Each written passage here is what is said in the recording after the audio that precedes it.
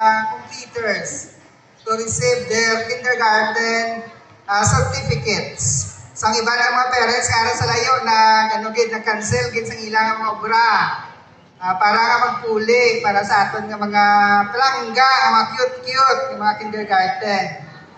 So, ang iba nga mga tita, lima nagpuli, ang amada, ang iba, aton nga mga lolo at lula, very supportive sa mga apo. So, arigid. So, nalipay kami in behalf sa Bantayan Elementary School, teachers and non-teaching personnel, ako ginangamon kalipay, ari kamo tanan sa pag-witness, sa isa naman ka milestone sa inyong mga bata, nga sa kaisa lang din, maka-moving up sila, to receive karon sa ilang kindergarten diploma, to receive man sa ilang mga awards, nga bilang atag na sa ilang good attitude, yung makayuhan mga himo nila sa ating eskwelahan sa school year 2023-2024.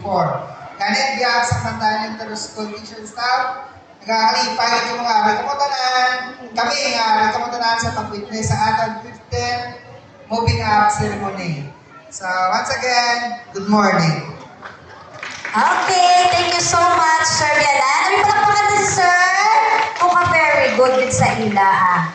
Okay, at this moment, lend me your ears as Payen Marie Talanon, a kindergarten 2 completer, will give her welcome address. O, palakpakan taliwan.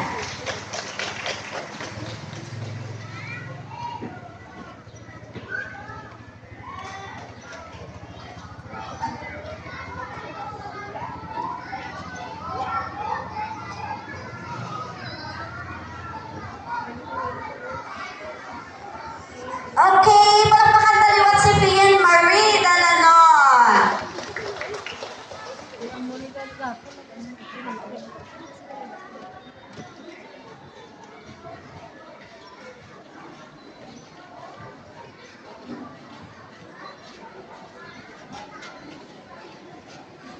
Completers to receive their kindergarten certificates. So ang iba ng mga parents kaya sa layo na nag-cancel gid sa ilang mga obra para nga magpuli para sa aton nga mga palangga, ang mga cute-cute, yung mga kindergarten.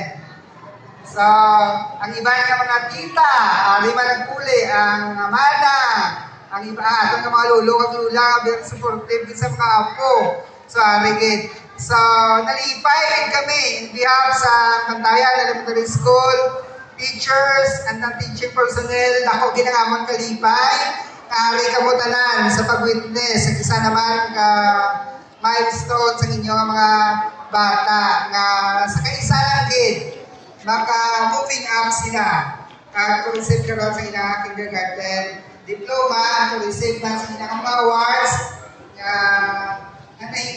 bilang atag na sa ilang good attitude, yung makayuhan mga himo nila sa ating eskwelahan sa school year 2023-2024. Ganit biyak sa Bantayan Inter-School Teacher Staff, nag-aalipay yung mga rekomutanan, kami nga rekomutanan sa pag-witness sa ating 15th moving up ceremony. So once again, good morning. Okay, thank you so much, Sir Yalan. Ano yung palakpakan ni Sir? Mukhang very good din sa ila. Okay, at this moment, lend me your ears as Payen Marie Talanon, a kindergarten 2 completer, will give her welcome address. O, palakpakan taliwan.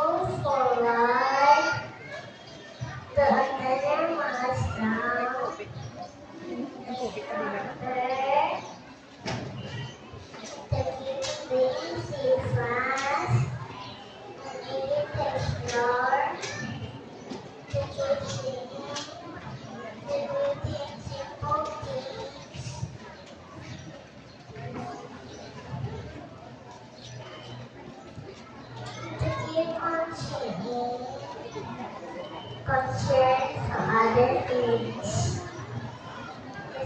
Grades of Bantayan Elementary School for school year 2023-2024. You are facing a new dawn, poised to step into a future that is ripe with possibilities. As you celebrate your graduation, you do so not just an individual receiving your certificates or diplomas, but as a community. We see you as a collective force for transformation.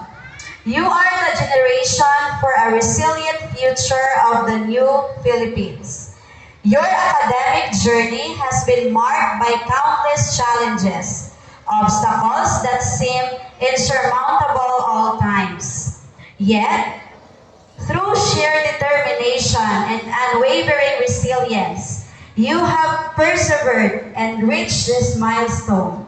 But your journey does Okay, introduce ni Ma'am ang ato nga speaker. Ang ato nga speaker, taga-diri sa Bantayan. Sino taga-Bantayan? Wow, pamilos galing sila. Ang ato nga speaker, nag-eskwelahan siya sa Bantayan Elementary School. Kasi siya na-graduate sa tuwing 2001.